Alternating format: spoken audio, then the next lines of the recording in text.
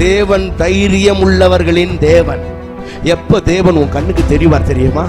நீ வாழ்க்கையில துணிச்சலா தைரியமா சில முடிவுகளை எடுக்கும் பொழுதுதான் கர்த்தர் முன்னாடி தோன்றும். திருவாசன தந்தையில நெருங்கி சேருகிற தைரியம் எதனாலே உண்டானது என்றால், தேவன் அன்பானவர் என்பதை சிங்காசனத்தை விட்டு இறங்கி சிலுவைக்கு வந்து மரித்து, மகனே நீ கிட்ட வா, நான் உன் மேல அவ்வளவு அன்பா இருக்கிறேன் அப்படின்னு ஆண்டவர் அந்த வழியை திறந்து காண்பித்ததுனால அவருக்கு என்ன கெப்பாசிட்டி இருக்கு, உன்னை கொண்டு அவரால் என்ன செய்ய முடியும் அப்படின்றத வச்சுதான் தேவன் உன்னை பார்க்கிறாரு. கர்த்தர் நல்லவர், கர்த்தருக்கு மகிமை உண்டாவதாக. நாம் கடந்த சில வாரங்களாக நீங்கள் சுதந்திரவாளிகள் என்கிறதான தலைப்பில் நாம் தேவனுடைய வார்த்தையை தியானித்துக் கொண்டு வருகிறோம். சுதந்திரவாளிகள்னா என்ன? தேவனுடைய ஆசீர்வாதத்துக்கு உரிமையாளர்கள் என்பது பொருள். நீங்க தான் வாரிசு, நீங்க தான் சொந்தக்காரங்க. ஆண்டவர் உங்களை ஆசீர்வதிக்காம யாரை ஆசீர்வதிக்க போறாரு? அப்ப தேவனுடைய எல்லா நன்மைகளும் உங்களுக்கு சொந்தமானது என்பதில் சந்தேகமே கிடையாது. அப்ப எல்லாரும் அதுக்கு சொந்தக்காரங்களா அப்படின்னா எல்லாரும் அதுக்கு சொந்தக்காரங்க இல்லை. யார் அதுக்கு சொந்தக்காரங்க? தேவனுடைய பிள்ளைகள். அப்ப பிள்ளைங்கன்னா எல்லாரும் தானே ஆண்டவரால் படைக்கப்பட்டாங்க அப்படின்னா, எல்லாரும் படைக்கப்பட்டாலும் படைக்கப்பட்ட மனிதன் தேவனுடைய பிள்ளைகள் என்கிற அந்த அந்தஸ்திலிருந்து தேவ சாயல்ல இருந்து மனுஷன் என்ன ஆயிட்டானா, விழுந்து போயிட்டான். மீண்டுமாக அந்த சாயலை அவன் அடைய வேண்டியது அவசியமா இருக்கிறது. அது எப்படி நடக்குதுன்னா, கிறிஸ்துவை விசுவாசிக்கும் பொழுது அவன் ஆவியிலே மறுபெறப்படைந்து புதிய சிருஷ்டியாக மாற்றப்பட்டு அவன் தேவனுடைய பிள்ளையாக மாறுகிறான் என்று சொன்னேன். அப்ப தேவனுடைய பிள்ளைகள் என்பதற்கு அடையாளங்கள் என்ன? ஒண்ணு, உங்களுக்குள்ள தேவ சாயலான ஒரு புதிய மனுஷன் உண்டாயிருக்கிறத நீங்க பார்ப்பீங்க. ஒண்ணு, முதல்ல புதிய மனுஷன், தேவ சாயலாக சிருஷ்டிக்கப்பட்ட ஒரு புதிய மனுஷன் உங்களுக்குள்ள உருவாகி இருப்பார். அது ஒண்ணு, முதல் அடையாளம். ரெண்டாவது, நீங்கள் தேவனுடைய புத்திரர்கள் என்று சொல்லி உங்களுடைய ஆவியும் தேவனுடைய ஆவியும் உள்ள இருந்து உங்களுக்குள்ள சாட்சி கொடுக்கிறத நீங்க உணர்வீர்கள். புத்திர சுவிகாரத்தின் ஆவி. நீங்க தேவனுடைய பிள்ளைகள் என்பதை உங்க ஆவியும் தேவனுடைய ஆவியானவரும் உங்க ஆவியில இருந்து சாட்சி கொடுக்கிறத உங்களால உணர முடியும். ஆமா, நீ தேவனுடைய பிள்ளைதான், நீ ரட்சிக்கப்பட்டிருக்கிறாய், நீ பாவ மன்னிப்பை பெற்றிருக்கிறாய், நீ நித்திய ஜீவனுக்கு சொந்தக்காரன் என்று சொல்லி உங்க ஆவியும் தேவனுடைய ஆவியும் உள்ள இருந்து சாட்சி கொடுக்கும். இது இரண்டாவது அடையாளம். மூன்றாவது, இன்றைக்கு ஒரு காரியத்தை சொல்ல போகிறேன். அது என்ன? நீங்கள் தேவனுடைய பிள்ளைகள் என்பதற்கு அடையாளம் என்ன அப்படின்னா, நம்ம எல்லாரும் கவனிங்க, எப்பவுமே அந்த ஜீன்னு சொல்லுவோம். ஜீன் அது என்னது? அப்பா அம்மாவுக்குள்ள இருந்து அவங்களுடைய சுபாவங்களும் தன்மைகளும் அவங்கள போலவே எண்ணங்களும் இந்த பிள்ளைகளுக்கு தொடர்ந்து வருவது. அப்ப நல்லா கவனிக்கணும், ஒரு அப்பா அம்மாவுக்குள்ள இருந்து நிறைய நல்ல விஷயங்களும் சில கெட்ட விஷயங்கள் கூட இந்த ஜீன் மூலமா என்ன பண்ணப்படுது? கடத்தப்படுகிறது.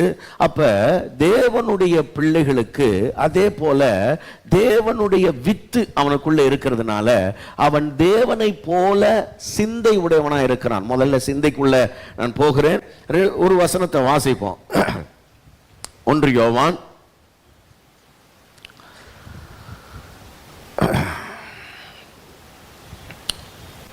3 அதிகாரம்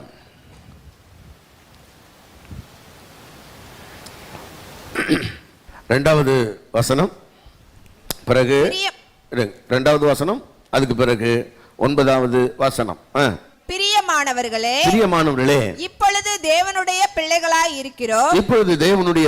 இருக்கிறோம். இனி எவ்விதமாய் இருப்போம் என்று இன்னும் வெளிப்படவில்லை. ஆகிலும் அவர் வெளிப்படும் போது அவர் இருக்கிற வண்ணமாகவே நாம் அவரை தரிசிப்பதினால் அவருக்கு ஒப்பாய் இருப்போம் என்று அறிந்திருக்கிறோம். இப்ப நம்ம தேவனுடைய பிள்ளைகளா இருப்போம். இனி எவ்விதமா இருப்போம்ன்றத பத்தி இப்ப நமக்கு பாடம் இல்ல. இப்பொழுது நாம் தேவனுடைய பிள்ளைகளா இருக்கிறோம். அடுத்தது இப்போ 9வது வசனத்துக்கு வாங்க. தேவனுடைய பிள்ளைகளா இருக்கு எவனும் பாவம் செய்யான். சரி, இந்த வசனத்தை பற்றி இன்னும் கொஞ்சம் நேரம் இல்ல, இன்னும் கொஞ்சம் வாரம் பொறுத்து விளக்குறேன். தேவனால் பிறந்த எவனும் பாவம் செய்யான், ஏனெனில் அவருடைய வித்து அவனுக்குள் தரித்திருக்கிறது. இதுதான் நம்முடைய பாயிண்ட். இதுல இருந்து தான் கொஞ்சம் காரியங்கள் பேச போறேன். தேவனுடைய வித்து நமக்குள் இருக்கிறது அப்படின்னா, இப்ப நாம தேவனை போலவே இருக்கிறதுக்காக அவருடைய வித்து நமக்குள்ள இருக்கிறது. அவருடைய வித்து நமக்குள்ள இருக்கிறதுனால இப்ப நம்ம எப்படிப்பட்டவர்களா இருக்கிறோம்னா தேவனை போன்ற சிந்தை உடையவர்களா இருக்கிறோம். முதல்ல சிந்தை, அப்புறம் நான் செயலுக்கு வரேன். முதல்ல சிந்தை நமக்கு எப்படிப்பட்ட சிந்தை இருக்குதுன்னா கிறிஸ்துவை போலொத்த ஒரு சிந்தை உண்டாயிருக்கிறது. எப்போ ஒருத்தர் ரட்சிக்கப்பட்டாரோ அவருக்கு என்ன மாதிரியான எண்ண ஓட்டங்கள்லாம் எப்படி இருக்குன்னா தேவனை போன்ற எண்ணங்கள்லாம் மாறிடும். அவருடைய நினைவுகள் எண்ணங்கள் எல்லாம் தேவனை போலவே மாறிடும். தேவனை போலவே அவங்க என்ன பண்ண ஆரம்பிச்சிருவாங்கன்னா சிந்திக்க ஆரம்பிச்சிருவாங்க. சிந்தனைக்கு அப்புறம் தானே செயல் வருது, ஆமாவா இல்லையா? அதனால அது பாவம் செய்ய மாட்டான்றது செயல். அந்த செயல் பற்றி நான் அப்புறம் பேசும்போது பேசுறேன். இன்னைக்கு நம்முடைய கவனம் என்னன்னா நீங்கள் தேவனால் பிறந்தவர்கள் என்பதனுடைய மூன்றாவது முக்கியமான அடையாளம் என்னன்னா உங்களுக்கு தேவனை போல சிந்தை உண்டாயிருக்கும் அல்லது கிறிஸ்துவின் சிந்தை உங்களுக்கு உண்டாயிருக்கும் என்பதுதான் மூன்றாவது முக்கியமான அடையாளம். நம்ம எல்லாருக்கும் கிறிஸ்துவின் சிந்தை உண்டாயிருக்குதா? பக்கத்துல பார்த்து கேளுங்க, கிறிஸ்துவின் சிந்தை உண்டாயிருக்குதா? பிரைஸ் காட், ஹல்லேலூயா. ஆமா, நல்லா கவனிங்க. இந்த கிறிஸ்துவின் சிந்தை சில ஆட்களுக்கு என்னன்னா அது தெரியாது. கிறிஸ்துவின் சிந்தைன்னா அது என்னன்னு விளங்கல. அது விளங்கணும்னா முதல்ல நீங்க பாருங்க, உங்க அப்பா அம்மா போலவே அவங்களுக்குள்ள இருக்கிற சுபாவங்கள் உங்களுக்கு என்னென்ன இருக்குதுன்னு கொஞ்சம் யோசிச்சு பாருங்க. சிலர் சொல்லுவாங்க, ஐயோ இவன் அவங்க அப்பாவை போலவே பயங்கரமான கோபக்காரனா இருப்பான் போல இருக்குது அப்படின்னுவாங்க. சொல்லி சந்தோஷப்பட்டுப்பாங்க. சில நேரத்தில் அவங்க அம்மா மாதிரியே பெரிய வாயாடியா வருவா போல இருக்கு இவ அப்படின்னுவாங்க. இல்லைன்னா ஏதாவது சொல்லும்போது இல்லைன்னா அவங்க அப்பாவை மாதிரி ஊதாரியா இருப்பான், அவங்க அம்மாவை மாதிரி சோம்பேறியா இருப்பான், ஏதாவது அது அப்பா அம்மாவை பற்றி சொல்லுவாங்க. நிறைய காரியங்கள்ல நீங்க பார்த்துருப்பீங்க, உங்களுக்கு அது தெரியும். வேதத்துல அப்போஸ்தலனாகிய பவுலை பற்றி சொல்லும் பொழுது கூட அந்த தீமோத்தேயுவை பற்றி பவுல் சொல்லும் பொழுது என்ன சொல்றாருன்னா, தீமோத்தேயுவே உனக்குள்ள இருக்கிற மாயமற்ற விசுவாசத்திற்காக நான் தேவனை என்ன பண்றேன், துதிக்கிறேன். காரணம் என்னன்னா அந்த மாயமற்ற விசுவாசம் எங்க இருந்து வந்ததுன்னா இது உங்க பாட்டி கிட்ட இருந்தது.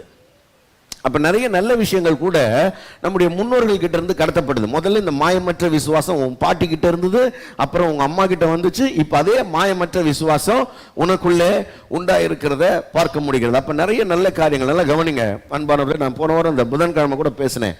நிறைய நல்ல விஷயங்கள் உங்களோட பெற்றோர்கள் கிட்ட இருந்து உங்க வாழ்க்கைக்குள்ள வந்திருக்கும். அதை தக்க வைத்துக் கொள்ளுங்க, அதுல நீங்க வளர்ந்து பெருகுங்க. ஆனா அப்பா அம்மா கிட்ட இருந்து எப்படி நல்ல விஷயங்கள் வருதோ அதே போல கெட்ட விஷயங்களும் தெரிஞ்சோ தெரியாமலோ நமக்குள்ள வர்றதுக்கு நிறைய வந்துடும். அப்படி வரும்போது அதை இனம் கண்டு கவனமா அதை பார்த்து இது எங்க அப்பாவோட கேரக்டர், இது எங்க அம்மாவோட கேரக்டர்னு பார்த்து அது எப்ப தேவனுக்கு பிரியமில்லாதது அதை நம்ம என்ன பண்ணணும்னா அதை மேற்கொள்றதுக்கு, அதை நம்முடைய வாழ்க்கையிலிருந்து அப்புறப்படுத்துறதுக்கு நாம முயற்சி எடுக்க வேண்டியது ரொம்ப அவசியமா இருக்கிறது. பிரைஸ் காட், ஆமென். அதை நான் புதன்கிழமை சொல்லியிருப்பேன், நீங்க பாருங்க.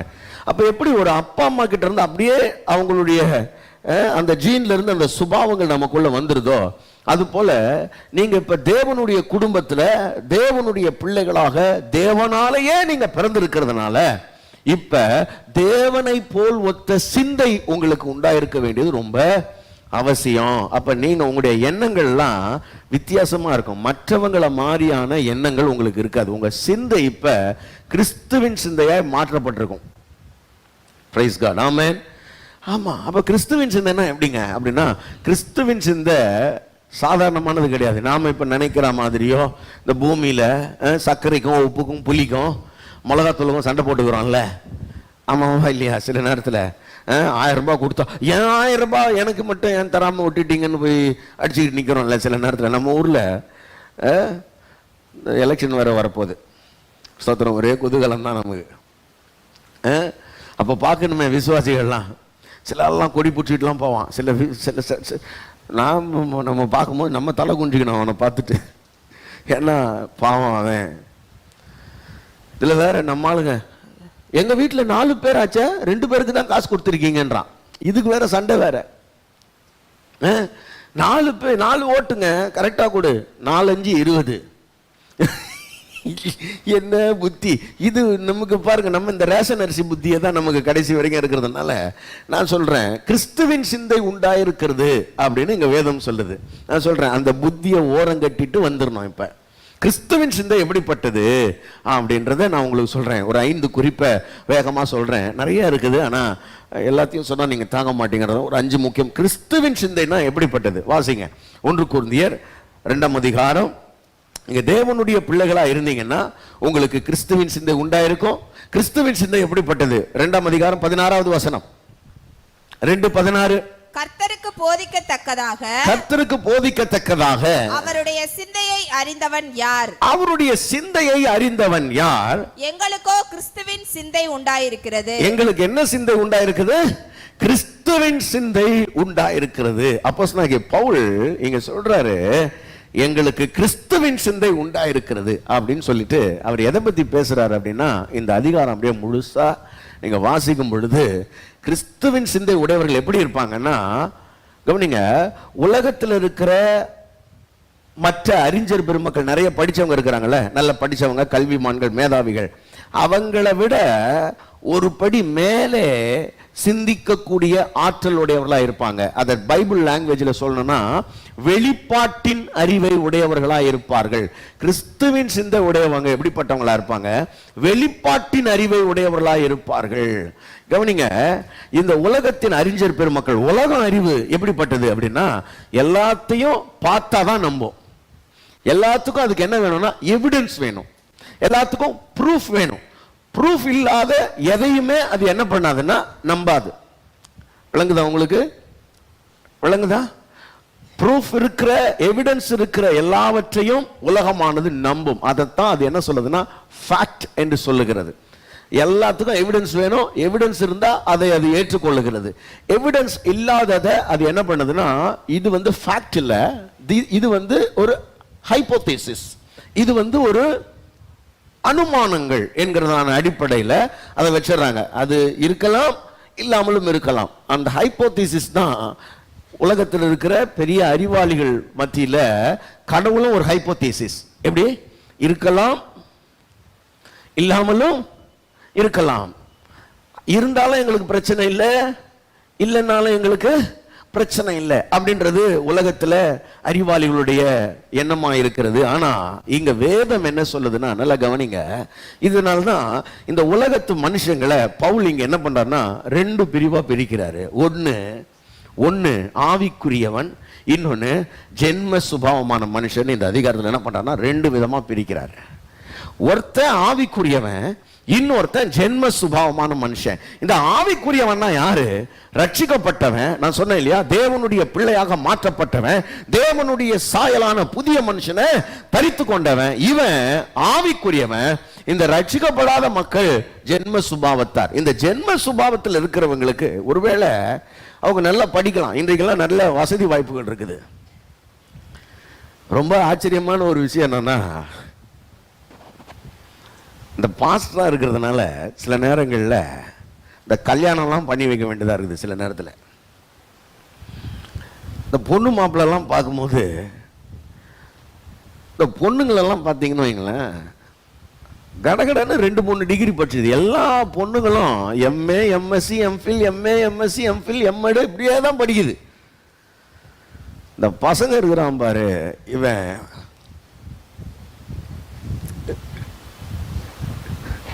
பரியேறும் பெருமாள் பிஏ மேல ஒரு கோடு, அதோடவே நிற்கிறான் அவன். பாவம், இந்த மேல கோடு இல்லாம அந்த கோட்டையே அவனால தாண்டவே முடியல பாருங்க. ரொம்ப கஷ்டப்படுறான். இவன் டிகிரி வேற போட்டுக்கிறாங்க. சரிடா, டிகிரி தான் போட்டிய, இவனுக்கு எப்பயாவது இந்த டிசி கீசி எடுத்துன்னு வரான்னா 10வது டிசி எடுத்துன்னு வரான். டே எங்கடா காலேஜ் என்ன, ஏய் டிகிரி போட்டிருக்க? இல்ல அது கரஸ்ல போட்டது, அது வந்து இன்னும் கம்ப்ளீட் ஆகலன்றான். உன்னை வச்சுன்னு நம்ம என்ன பண்றதுன்னு தெரியல பாருங்க. எதுக்காக இது சொன்னா, பொம்பளை பிள்ளைங்க நிறைய படிச்சிடுறாங்க, இந்த பசங்க படிக்கவே மாட்டேங்குது.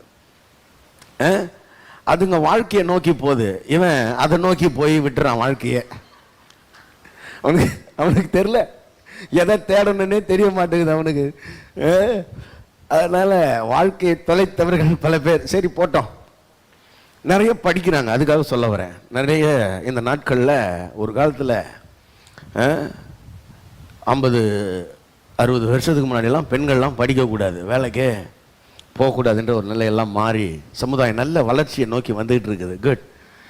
பெண்கள்லாம் நல்லா படிக்கிறாங்க, பட்டங்கள் ஆள்வதும் சட்டங்கள் செய்வதும் பாரினில் பெண்கள் நடத்த வந்தோன்ற மாதிரி நல்லா நடந்துகிட்டு இருக்குது. ரொம்ப சந்தோஷம். அதெல்லாம் என்னன்னா, இந்த மாதிரி நிறைய படிக்கிறதெல்லாம் நல்லது. ஆனா இந்த படிப்பு என்ன பண்ணுது அப்படின்னா, நம்மளுடைய இந்த வெளிப்பாட்டின் அறிவை மழுங்க செய்து விடக்கூடாது. அதை ஞாபகம் வச்சுங்க.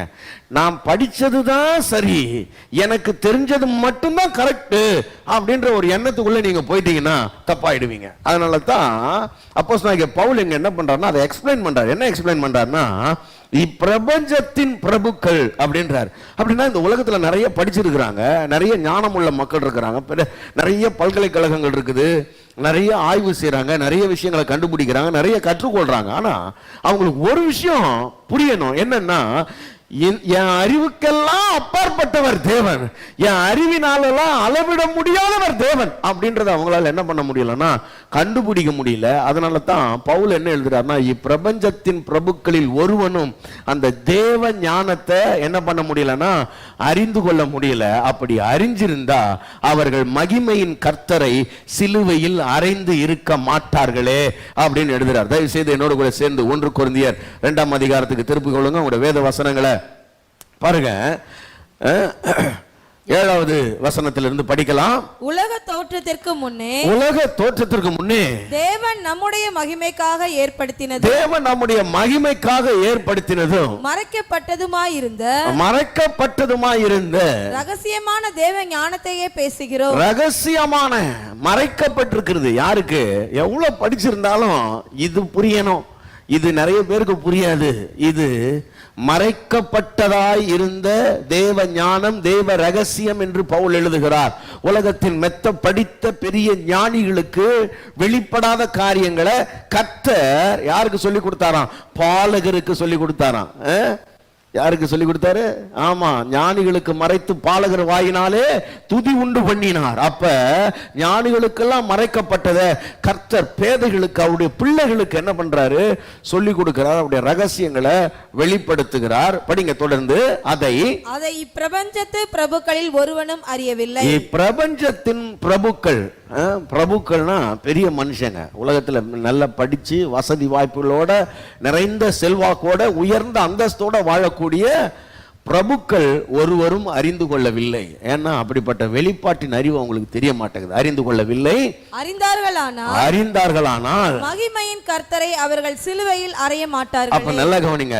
முதல் காரியம் என்ன? தேவனுடைய சிந்தை உண்டாயிருந்ததானா காண்கிறத நீங்க நம்புறதை விட காணாததை நீங்க நம்பக்கூடியவர்களா இருப்பீர்கள், வெளிப்பாட்டின் அறிவை உடையவர்களா இருப்பீர்கள். அதைத்தான் இங்க சொல்றாரு.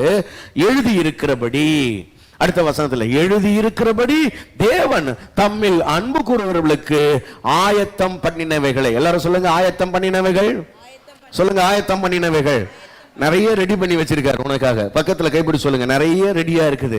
நிறைய பேரு கவனிங்க, நிறைய பேரு அதை பார்க்கல, நிறைய பேர் அதை பார்க்கல. பக்கத்துல கைப்பிடி சொல்லுங்க, பார்க்கல. நிறைய பேர் காதுல அது கேட்கல. இங்க பாருங்க, இப்ப பிரசங்கம் நீங்க கேட்கறீங்கல்ல, இப்ப யாருக்கெல்லாம் இது கேக்குது, இப்ப நீங்க கேட்டுக்கிட்டு இருக்கிறீங்க, ஆனாலும் இது உள்ள போக மாட்டேங்குது. பாருங்க, சிலருக்கு என்ன ஆயிடுதுன்னா, நிரம்பி இருக்கிற பாத்திரத்துல திரும்ப திரும்ப ஊத்துனா என்ன ஆயிடும்?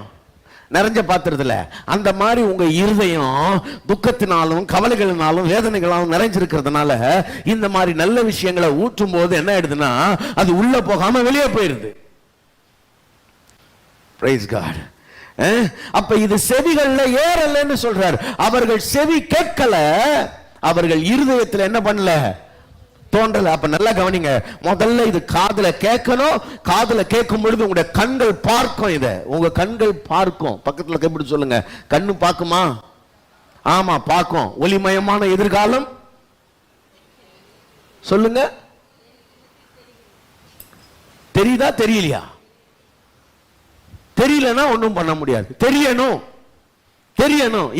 ஏன்னா நான் தேவனுடைய பிள்ளையா இருக்கிறேன். கிறிஸ்து எனக்காக ஆயத்தம் பண்ணி இருக்கிறார். 2000 ஆண்டுகளுக்கு முன்பாக வந்து தேவன் எனக்காக சகல நன்மைகளையும் ஆயத்தம் பண்ணி இருக்கிறார் என்பதை என் உள்ளம் காண வேண்டும். இது ஆபிரகாமுக்கு உண்டாயிருந்தது. தேவன் ஆயத்தம் பண்ணினதை ஆபிரகாம் அவனுடைய கண்களினால் கண்டான். அவன் கண்களை ஏறெடுத்த பொழுது புதரிலே சிக்கி கொண்டிருந்த ஒரு ஆட்டுக்குட்டியை அவனுடைய கண்கள் கண்டது. உங்களுடைய கண்கள் காண்கிறதா? உங்களுக்கான ஆசீர்வாதங்களை, தேவன் உங்களுக்காக ஆயத்தம் பண்ணின நன்மைகளை உங்களுடைய கண்கள் பார்க்கிறதா? அப்படி பார்க்குதுன்னா நீங்கள் வெளிப்பாட்டின் அறிவை உடையவர்கள் அர்த்தம். அப்ப அந்த வெளிப்பாட்டின் அறிவு எங்க இருந்து வரும்? கவனிங்க, நம்மளை சுத்தி 1000 பிரச்சனைகள் இந்த கண்ணுக்கு முன்னாடி ஓடிக்கிட்டு இருந்தாலும் கண்ணுக்கு மறைவாக இந்த வேத வசனத்துல தேவன் என்னை ஆசீர்வதித்திருக்கிறார், எனக்கான நன்மைகளை, எனக்கான சுகத்தை, எனக்கான எதிர்காலத்தை, எனக்கான நம்பிக்கையை தேவன் இந்த வசனங்கள்ல வைத்திருக்கிறார். இந்த வசனங்களை உற்று பார்க்கும் பொழுது எனக்கு ஒரு மகிமையான, ஆசீர்வாதமான, சுகமான எதிர்காலம் இருக்கிறது என்பதை உங்களுடைய கண்கள் காணுமானால் நீங்கள் வெளிப்பாட்டின் அறிவை உடையவர்கள் என்பது அதனுடைய பொருளாக இருக்கிறது.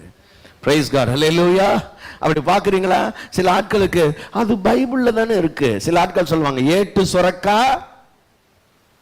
சொல்லுங்க, நான் சொல்றேன், ஏட்டு சுரக்கா கறிக்கு உதவும்.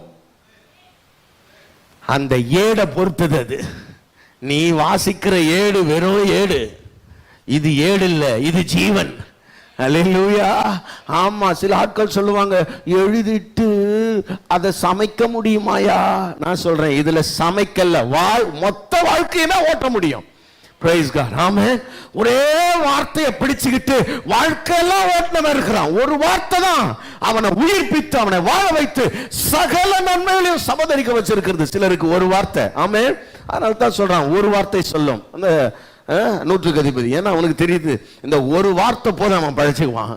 பக்கத்துல பார்த்து சொல்லுங்க, ஒரு வார்த்தை போதும். அந்த ஒரு வார்த்தையை எதிர்பார்த்து அதை விசுவாசித்து காத்திருப்பீர்களானால் அது உங்களுடைய வாழ்க்கையை மாற்றக்கூடியது, உங்களுடைய வாழ்க்கையில் சகல விதமான நன்மைகளையும் உங்களுக்கு அளிக்கக்கூடியது. அப்ப தேவனுடைய சிந்தை எப்படிப்பட்டது?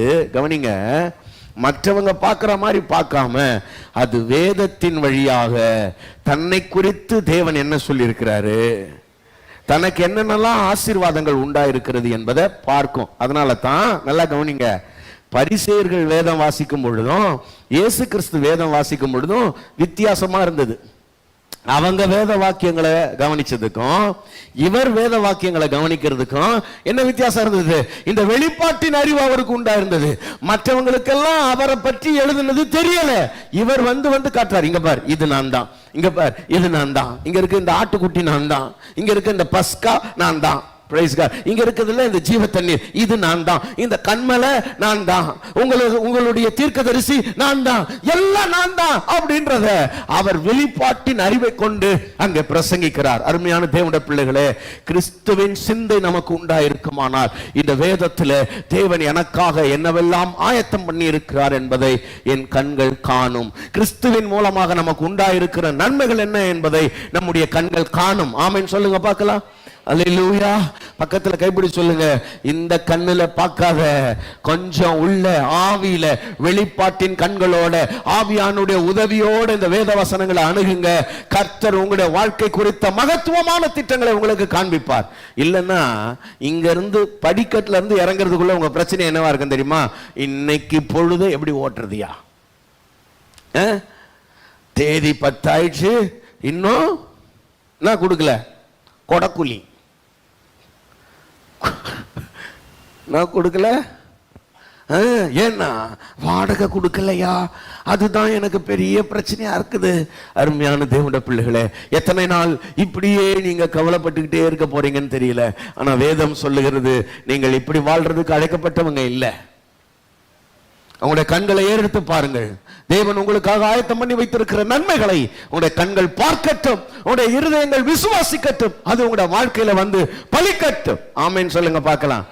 ஆமா, இது சும்மா இந்த பக்தி புத்தகம் மாதிரி எடுத்து கவனிங்க, அப்படி இதை சும்மா முத்தம் கொடுத்து கட்டி பிடிச்சி சோத்திரம்னு அப்படியே அணைச்சிக்கிட்டு போறதுனால ஒரு நன்மையும் உண்டாக போறதில்லை. இதை கொஞ்சம் கண்ணை திறந்து பார்த்து, தேவன் இதுல என்னை குறித்து எழுதி இருக்கிறார், எனக்கான நன்மைகளை திட்டம் பண்ணி இருக்கிறார். 2000 ஆண்டுகளுக்கு முன்பாக இந்த பூமிக்கு வந்த தேவன் எனக்கான நன்மைகளை வாக்கு பண்ணி இருக்கிறார். ஆகவே நான் நிச்சயமா இதுல இருக்கிற நன்மைகளை சுதந்திரிக்கத்தான் போகிறேன் என்கிற விசுவாச கண்களோட இதை நீங்க பாருங்க, விசுவாசிங்க, சுதந்திரிங்க. ஆமென். அப்படித்தான் பார்த்திருக்கிறார்கள். நமக்கு முன்னாடி வாழ்ந்த எத்தனையோ தேவ மனுஷர்கள், பரிசுத்தவான்கள் பார்த்திருக்கிறாங்க, விசுவாசித்திருக்கிறாங்க, அதை சுதந்தரித்திருக்கிறார்கள். ஏனென்றால் இந்த வெளிப்பாட்டின் அறிவு என்பது விசுவாசத்தை சார்ந்தது, அறிவை சார்ந்தது அல்ல.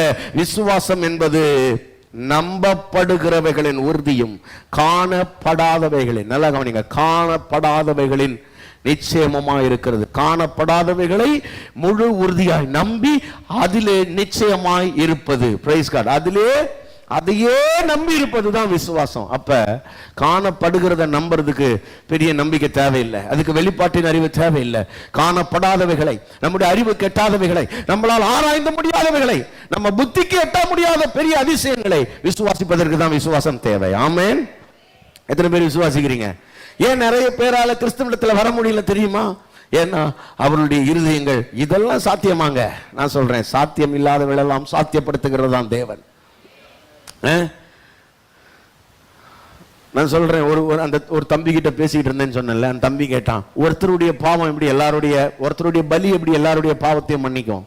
அவன் கேட்டான் கேள்வி, ஒருத்தருடைய பலி எப்படி எல்லாருடைய பாவத்தையும் மன்னிக்கும்? ரொம்ப கஷ்டம்தான் தம்பி, அது தேவனே வெளிப்படுத்தினால் ஒழிய வேற யாருக்கும் விளங்காத. என்ன பண்றது? கர்த்தர் கண்ணை திறந்தால் ஒழிய அது புரியாத. நீ என்ன படிச்சு என்ன பிரயோஜனம்? எத்தனை படிச்சாலும் இவர் பலி என் பாவத்தை மன்னிக்கொன்ற விசுவாசத்தை கர்த்தர் எனக்குள்ள துவங்கலன்னா அதை என்ன பண்ண முடியாது, ஒருத்தரால விசுவாசிக்க முடியாது. நித்திய ஜீவனுக்கு என்று நியமிக்கப்பட்டவர்கள் விசுவாசித்தார்கள் என்று வேதம் சொல்லுகிறது. அப்படியானால் விசுவாசம் தேவனால் உண்டாகி இப்படிப்பட்டவர்கள் எல்லாம் காணக்கூடிய ஒரு விசேஷித்த கிருபையை கர்த்தரே நமக்கு தருகிறார். ஆமென். அப்ப நம்பர் 1, தேவனுடைய சிந்தை என்பது வெளிப்பாட்டின் அறிவை உடையவர்களாய் இருப்பதுதான் தேவ சிந்தை. ஒண்ணு, என்ன காணாததெல்லாம் பார்க்கும், இந்த வேத வசனங்களின் மூலமாக பார்க்கும். இந்த ஜென்ம சுபாவ மனுஷங்களை போல அது சிந்திக்காது, ஜென்ம சுபாவமான மனுஷங்களை போல அது யோசிக்காது. அது கொஞ்சம் அந்த லிமிட்டுக்கு தாண்டி பார்க்கும், எல்லையை தாண்டி அது பார்க்கும், எல்லையை தாண்டி விசுவாசிக்கும். ஆராய்ந்து முடியாத பெரிய காரியங்களை, எண்ணி முடியாத அதிசயங்களை, என் புத்திக்கும் அறிவுக்கும் அப்பாற்பட்ட காரியங்களை எல்லாம் பார்த்து விசுவாசித்து சுதந்தரிப்பதுதான் தேவனின் சிந்தை. ஒண்ணு. இரண்டாவது, இந்த தேவனின் சிந்தை எப்படிப்பட்டது? இப்ப வாசிங்க, பிலிப்பியர் 2ஆம் அதிகாரம் 5வது வசனத்தை வாசிக்கலாம். கிறிஸ்து இயேசுவிலிருந்த சிந்தையே, கிறிஸ்து இயேசுவிலிருந்த சிந்தையே உங்களிலும் இருக்க கடவது, உங்களிலும் இருக்க கடவது. அவர் தேவனுடைய ரூபமாய் இருந்தோம். கவனிங்க, இங்க அப்போஸ்தலனாகிய பவுல் கிறிஸ்து இயேசுவில் இருந்த சிந்தை உங்களிலும் இருக்க கடவுதுன்னு சொல்லிட்டு அது என்னன்றதை முன்னாடி வரிசைப்படுத்திட்டாரு. அப்புறம் கடைசியா இங்க சொல்றாரு உங்களிலும் இருக்க கடவுது அப்படின்றார். இப்ப கிறிஸ்து இயேசுடைய சிந்தை எப்படிப்பட்டது அப்படின்றத முதல் வசனத்துல இருந்து விளக்குறாரு. பட் நாம 2வது வசனத்துக்கு போலாம். இங்க இன்னொரு காரியம் சொல்லப்பட்டது, படிங்க பார்க்கலாம். நீங்கள் ஏக சிந்தையும் ஏக அன்பும் உள்ளவர்களாய் இருந்து இசைந்த ஆத்துமாக்களாய் ஒன்றையே சிந்தித்து என் சந்தோஷத்தை நிறைவாக்குங்கள். நல்லா கவனிங்க, இங்க ரொம்ப முக்கியமான ஒரு வார்த்தை இருக்கிறது. ஏக சிந்தையும் ஏக அன்பும் உள்ளவர்களாய் இசைந்த ஆத்துமாக்களாய் ஒன்றையே சிந்தித்து. நல்லா கவனிக்கணும். இப்ப கிறிஸ்துவின் சிந்தை அப்படின்றது என்ன? இயேசு கிறிஸ்து என்ன பண்றாரு? பிதாவாகிய தேவனுடைய முழு இருதயத்தின் விருப்பத்தை இவர் கொண்டிருக்கிறாரு. ஆகவே இவர் எங்க போன்று என்ன கட்டளையிட்டாரோ நான் அதையே பேசுகிறேன். என் பிதா நான் செய்யும்படி எதை சொல்றாரோ அதையே நான் செய்யறேன் அப்படின்றார். அப்படின்னா இயேசு கிறிஸ்து பிதாவோட எப்படி இருக்கிறார்னா ஏக சிந்தையா, இசைந்த ஆத்துமாவா. பிதா என்னெல்லாம் நினைக்கிறாரோ அதைத்தான் இவர் நினைக்கிறாரு. பிதா என்னெல்லாம் செய்ய விரும்புறாரோ அதைத்தான் இவர் செய்ய விரும்புறாரு. Price God. ஆமென். ஆராதனை நேரங்கள்: ஞாயிறு காலை 7 மணி, மாலை 6:30 மணி. எங்களை தொடர்பு கொள்ள வேண்டிய தொலைபேசி எண்கள் 92-831-606662 98-406-7235. எங்களை தொடர்பு கொள்ள வேண்டிய முகவரி: அகாப்பே சபை, எண் 189, EH ரோட், கொருக்குப்பேட்டை, சென்னை 6,21,000.